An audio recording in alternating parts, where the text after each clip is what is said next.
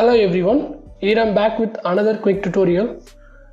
In this video we are going to see how to check trim is enabled on your SSD on Windows. Now just click on search button and type cmd.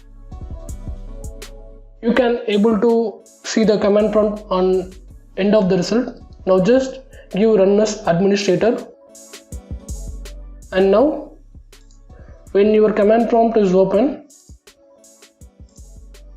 now copy the first link in description of this video and paste in command prompt and hit enter button.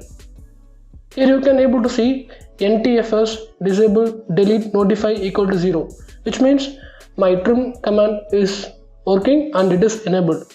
If you see whether disable delete notify equal to 1 means you have not enabled.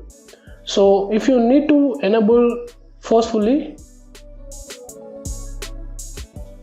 now just copy the second command on description of this video and paste in your command prompt, and you can able to forcefully enable the trim command on your SSD.